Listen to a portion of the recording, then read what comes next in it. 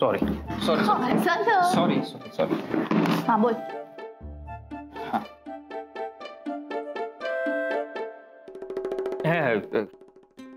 तू ready आहेस का? हो. पाठांतर नीट झालंय ना? हो. ग्रेट. नाही हे बघ, म्हणजे पाठांतर नीट झालं नसेल तर काही टेन्शन घेऊ नकोस, आपल्याकडे खूप वेळ आहे. बाहेर गुरु सर पार त्यामुळे तुझं पाठांतर झालं नसेल तर मला सांग, मी घेतो. गरज नाही. मग तू एवढी अस्वस्थ का दिसतेस? टेन्शन घेतलंयस का काही? मी अस्वस्थ आहे.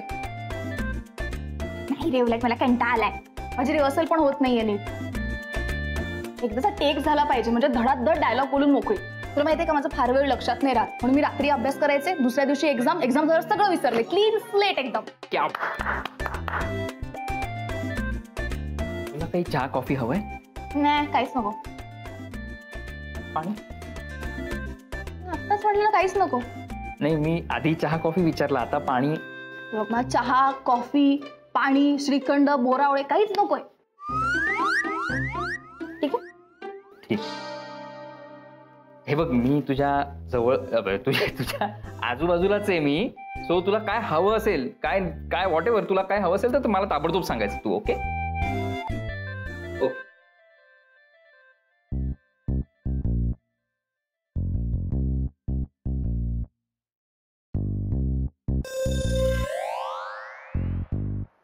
सर नाही जरा बोलायचं होतं.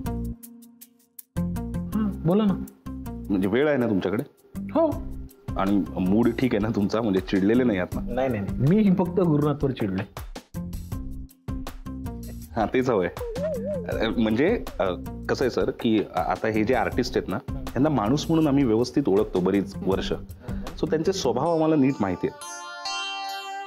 म्हणजे कोणाला काय सांगितलं की त्यांच्याकडून चांगलं काम होऊ शकतं ना हे आम्हाला व्यवस्थित माहिती आहे.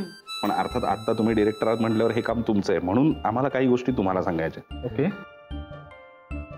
म्हणजे आता राधिका तुम्ही बघितलं, तिला आधी कॉन्फिडन्स नव्हता, पण मी जरा बाजूला नेला आणि चार चौघात न सांगता एखादं एक प्रेमाने उदाहरण सांगितल्यावर तिचा कॉन्फिडन्स वाढला. करेक्ट. हा राधिकाचा स्वभाव आहे, त्यामुळे लगेच तिचा कॉन्फिडन्स वाढला. ओके. शनायाची गोष्टच वेगळी आहे. शनायाला काही सांगावंच लागत नाही, उलट आहे तो कॉन्फिडन्स थोडा कमी करायला लागेल तिचा. प्रॉब्लेम आहे ना हे ते गुरुनाथ आहेत ना, गुरुनाथ सुभेदार, त्यांचा जरासा प्रॉब्लेम आहे. त्यांचं कसं आहे की लहानपणापासून हा अत्यंत हट्टी आणि आडमुठा माणूस आहे. म्हणजे त्यांच्या आईने सुद्धा मारून मारूनच सगळ्या गोष्टी करून घेतलेल्या. हो. हा त्यामुळे त्यांना ना चार चौघात अपमान केल्याशिवाय किंवा जरा ओरडून बोलल्याशिवाय गोष्टी कळतच नाही. हाच म्हणजे त्या माणसाचा स्वभावच तो आहे. त्यासाठी तुम्हाला जरा ना तसं वागायला लागेल. म्हणजे मी सांगू शकलो असतो त्यांना, म्हणजे पण तुम्हाला माहिती आहे सध्या माझे आणि त्यांचे संबंध कसे आहेत, त्यामुळे मी हे करू शकत नाही. आय विल ट्राय टू कसं आहे माहिती आहे का सर, यापूर्वी मी सुद्धा त्यांना काही गोष्टी सांगण्याचा प्रयत्न केला होता, but I am a woman ना. बायकांनी त्यांना काही सांगितलेलं त्यांना आवडत नाही. हां म्हणजे कसं होतं माहिती का, समोर कोण आहे, ही व्यक्ती आपल्याला काय सांगते हे समजून घ्यायच्या आधीच ते वाटेल ते बोलून मोकळे होतात. म्हणजे बेसिकली इगो, मेल इगो. त्यांना बायकांनी काही सांगितलं तर त्यांचा मेल इगो हर्ट होतो sir. Okay. That's the problem. नाही बरं झालं तुम्ही मला बरं झालं तुम्ही मला सांगितलं. हो ना. आता बघा मी कसं करतो ते बघाच. Magic. Thank you sir. Thank you sir. Thank you. झालं का? राधिका मॅडम, शनाया मॅडम या या या. चला आता परत पोझिशनवर बसा, आपण परत रिहर्सल सुरू करूया. Okay ready action. आवडलं ना जेवण? जेव शांतपणे. आई इतकी वर्ष झाली तरी तुझ्या सर सॉरी एक वन मोर करते. तुम्ही सांगणार मला? हा सॉरी तसं नव्हतं म्हणायचं मला. सॉरी. अरे काय सॉरी गुरुनाथ सुभेदार?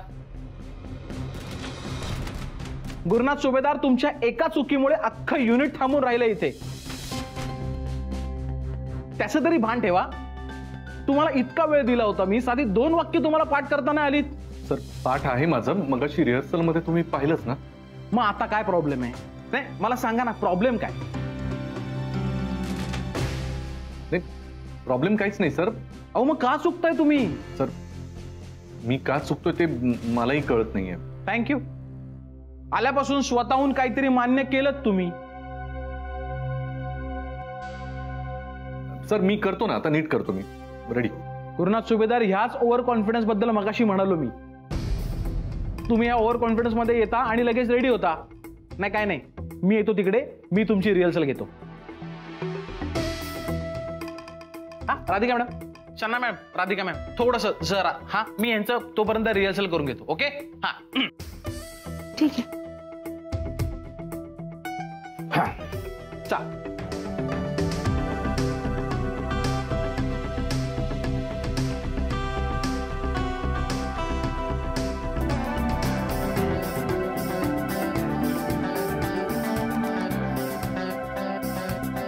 सर मी ना आता कन्फ्यूज झालोय. नाही म्हणजे तुम्हाला खरंच जमत नाहीये की तुम्हाला जमत नाही याचं नाटक करताय? नाही काय, याआधी तुम्ही खूप ऍड केल्यात ना, असं म्हणत होतात. मग आता 2 ओळी साध्या तुम्हाला नीट बोलता येत नाहीयेत काय? म्हणजे प्रॉब्लेम काय तुमचा? नाही ठीक आहे बस. मी मगापासून बघतोय, मी एवढाच जर प्रॉब्लेम आहे ना सर तर मग नका ना मला घेऊ. मी नाही करणार. हा मी चाललो. मग मी चाललो. हो सुभेदार, चाललो काय चाललो असं जाता येणार नाही तुम्हाला मध्येच. आठवत आहे ना, कॉन्ट्रॅक्ट साईन केले तुम्ही, लक्षात असू द्या. पानवलकर, कॉन्ट्रॅक्टची धमकी या गुरुनाथ सुभेदारला देऊ नका. नाही मगापासून बघतोय मी काहीतरी सिरियसली करायचा प्रयत्न करतोय, तर ऍक्शनला काही रिॲक्शन असते की नाही? हे आजूबाजूला एवढी सगळी हालचाल आणि हे चालू असताना कसं मी परफॉर्म करणार आहे? मग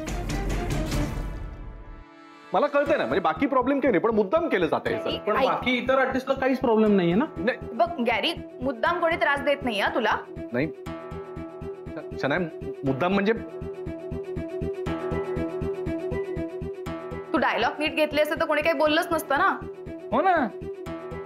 सॉरी टू से, पण 2 ओळींसाठी मी इतका वेळ नाही देऊ शकत. मला जेवढा वेळ देणं पॉसिबल होतं तेवढा मी तुम्हाला दिला, पण तुमच्याकडून काही होत नाहीये. सो मला तरी वाटतंय कास्ट बदलूया आपण. सौमित्र सर तुम्ही करा प्लीज. हा चालेल. मस्त आहे, मस्त. चालेल ना. किंवा आई तुझ्या हातची चव सुरू करू? एक एक एक एक एक एक मिनिट प्लीज सर. एवढं काही करायची गरज नाहीये. लगेच तुम्ही कास्ट कशाला बदलताय ना? मी करतो ना सर. मला जमेल, मी करतो ना. अहो तुम्ही नीट कुठे करताय? पण सर मी प्रयत्न करतो. प्रयत्न नकोय, मला रिझल्ट हवेत. हे बघा, ऑलरेडी खूप वेळ गेलाय, मला अजून वेळ वाया घालवायचा नाहीये. हे घ्या, शेवटची 10 मिनिटं तुम्हाला देतो, ते वाचा आणि या.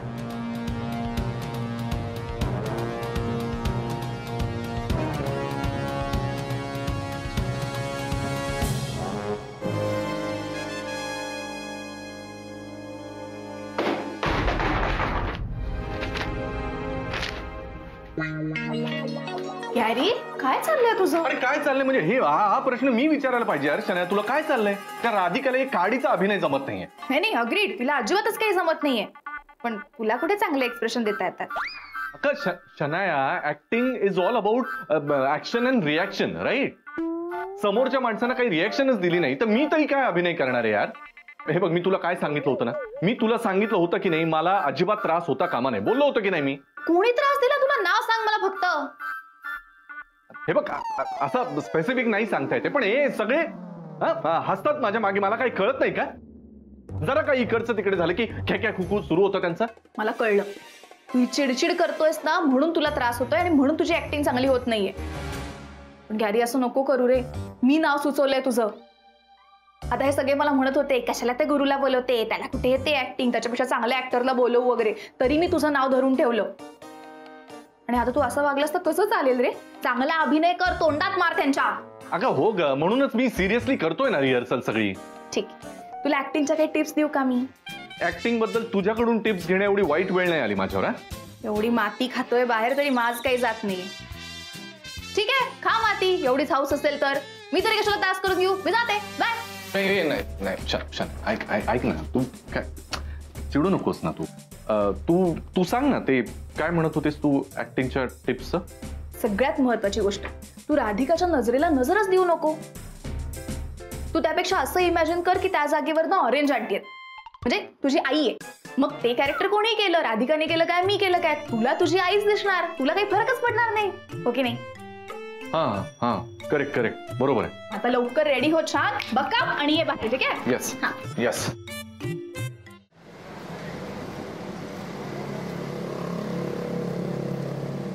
ऍक्शन. आवडलं ना जेवण? जेव शांतपणे. इतकी वर्ष झाली तरी या घरातल्या जेवणाला आणि तुझ्या हातच्या चवीला तोड नाही. इतकी वर्ष झाली तरी ती चव, तोच स्वाद. Very good very good very good गुरु सर, व्हेरी गुड. ही होती तुमच्यासाठी परफेक्ट रिहर्सल. पण एक गोष्ट माझ्या लक्षात आली आहे की तुम्ही दोघं एकमेकांकडे बघून डायलॉग नाही घेतात. पण ठीक आहे, वायडर शॉट मध्ये म्हणजे मोठ्या शॉट मध्ये चालून जाईल, नंतर क्लोज करताना मी बघतो. चल आता टेक ट्राय करूया, फायनल टेक. हा, ऑल द बेस्ट. हा, thank you thanks bra. Roll sound, action. आवडलं ना जेवण? जेव शांतपणे. या घरच्या जेवणाला आणि तुझ्या हातच्या चवीला तोड नाही. इतकी वर्ष झाली तरी तो स्वाद, तीच चव.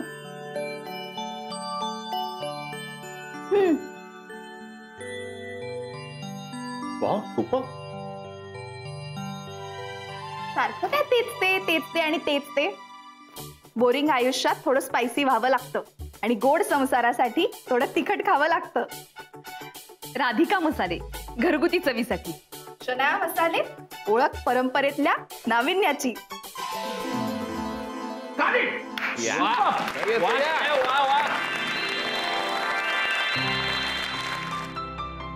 चला, शूटिंग काय असतं ते एकदा तो फायनली पाहिलं. अजून काहीच पाहिलं नाहीये तुम्ही. म्हणजे आता तर सुरुवात होणार आहे क्लोज कटिंगची, मॅजिकची. या गुरुनाथ सर, राधिका मॅडम, गुरु सर, तुम्ही रेडी आहात? हो. काय करायचं तुम्हाला सांगतो. आता तुमचं ओएस असणार. ओएस? ओएस म्हणजे ओव्हर दी शोल्डर. आता हा कॅमेरा इथून होता की नाही? खांद्यावर? आता इथे जाणार तो कॅमेरा, ह्याच्या खांद्यावर ठेवणार. हा, म्हणजे गुरु सरांचा खांदा दिसणार आणि राधिका मॅडमचा फेस दिसणार. ओके, असा शॉट असणार. त्याच्यामुळे गुरु सर हे असे बसतील, गुरु सर दिसणार नाहीत, पण तुम्हाला आता त्यांच्याकडे बघून बोलायचंय. ओके?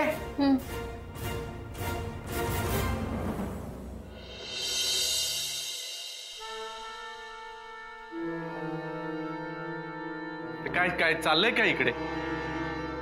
आर्टिस्ट कडे लक्ष द्यायला कुणाला वेळ आहे की नाही? चहा कॉफी पण कोणी विचारणार नाहीये का? आहे का कोणी इकडे? काय झालंय? कशाला आरडाओरडी करताय? मला सांगा ना. हो, इथे सांगावं लागतंय ना, हाच प्रॉब्लेम आहे. काय न सांगता कोणी विचारणारच नाहीये का? ते बसलोय नुसतं, कोणी साधं विचारतही नाहीये मला. काय अहो, नीट सांगाल का? इथे सगळेजण आपापल्या कामात आहेत. बस कशाला आरडाओरडी करताय? सांगा की. झालं, परत सांगायचीच वेळ ती. ए, कुणी आहे का तिकडे? देणार आहे का चहा कॉफी कुणी? काय झालं सर? काय तुमच्या ऑफिस मध्ये मला चहा कॉफी मिळणार आहे काही? चहा ना, आणते ना मी. I just get. Thank you. Jenny, चला, भाषणबाजी न करता कुणीतरी देत आहे मला चहा कॉफी. थँक्स. हे काय वागताय तुम्ही? ती प्रेग्नंट आहे, तुम्हाला माहिती आहे ना? तिला चहा आणायला सांगितला? एक मिनिट. मी काही तिला काम नाही सांगितलं. तिनं स्वतःहून विचारलं मला चहा कॉफी काही हवं तर, आणि मी तिला सांगितलं. म्हणजे ती कुणाला दुसऱ्याला सांगेल ना, आणि मला काही कळत नाही का ती प्रेग्नेंट आहे? मी काही ओझी व्हायला थोडी सांगतोय तिला. समोर होता, तुम्ही स्वतः जाऊन घेऊ शकत होता. राधिका, कमॉन, आता याच्यावर नका बोलू मला प्लीज. आज मी ऍक्टर आहे. हा, सेल्फ सर्व्हिस करायला तुमचा राधिका मसालेचा काही एम्प्लॉई वगैरे नाही, कळलं ना?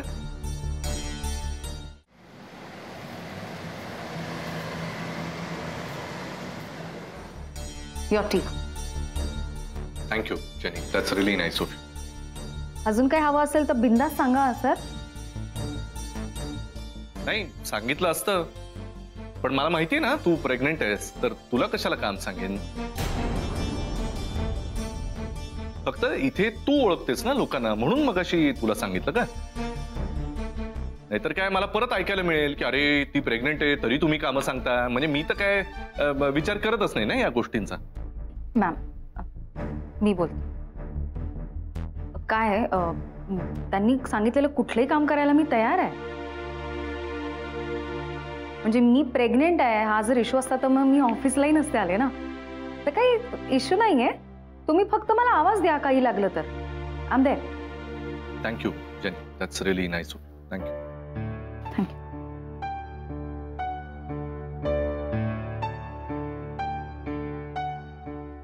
याला म्हणतात कामातलं डेडिकेशन. ऍटिट्यूड दाखवण्यापेक्षा डेडिकेशन दाखवा कामात.